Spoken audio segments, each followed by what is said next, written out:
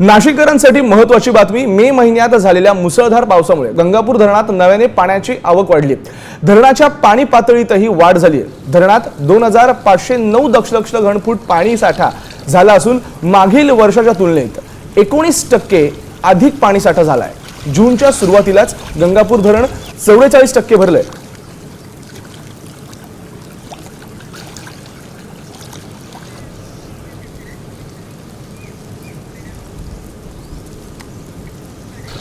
तर तू नाशिकचा आहे आणि नाशिकच्याच पावसासंदर्भातली पाणीसाठ्यासंदर्भातली बातमी आत्ताच तू वाचली। तुला काय वाटतं, नाशिक आता गंगापूर धरण भरलेलं आहे, पाणीसाठा जास्त सांगितला गेला आहे, मात्र असं होतं काय की नाशिककर म्हणून तुला काय वाटतं किती दिवसांनी तुम्हाला पाणी पुरवठा होतो किंवा नंतर हे जे कमी झाल्यावर त्याचा फटका कसा बसतो?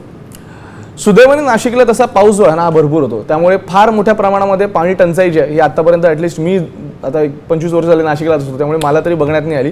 मात्र कधी कधी सकाळी येतं संध्याकाळी येत नाही असल्याच्या रेग्युलर गोष्टी मला असं वाटतं प्रत्येक शहरामध्ये पाणी टंचाई झाली की होतच असतात।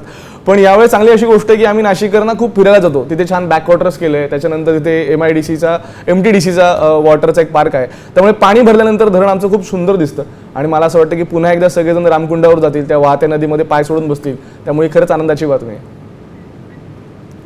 एकंदरीतच आता सिंहस्थ कुंभमेळा सुद्धा नाशिकमध्ये होणार आहे, पुढच्या वर्षी तो होणार आहे, त्याची कशी तयारी आहे आणि त्याबद्दल तुम्ही नाशिककर म्हणून कसे एक्साइटेड आहात? मला असं वाटतं की तो एक खूप मोठा सण आहे आमच्यासाठी जो 12 वर्षांनी होतो। सुदैवाने मागच्या वेळेस जेव्हा 2015 मध्ये झाला ना, तेव्हा रेडिओसाठी मी कुंभमेळा कव्हर करायला गेलो होतो, त्यामुळे खूप वेगवेगळ्या लोकांशी मला बोलता आलं, खूप वेगवेगळ्या देशातल्या लोकांशी मला बोलता आलं, पंथांच्या लोकांशी बोलता आलं, त्यामुळे मला असं वाटतं की नाशिकसाठी तो खूप मोठा आणि महत्त्वाचा सोहळा आहे। आणि पुन्हा एकदा आता 26-27 साली जेव्हा नाशिकमध्ये कुंभमेळा होईल तेव्हा होपफुली मागच्या वेळेस जशी डेव्हलपमेंट झाली तशी याही वेळेस खूप मोठ्या प्रमाणामध्ये नाशिककरांना बघायला मिळेल अशी इच्छा आहे।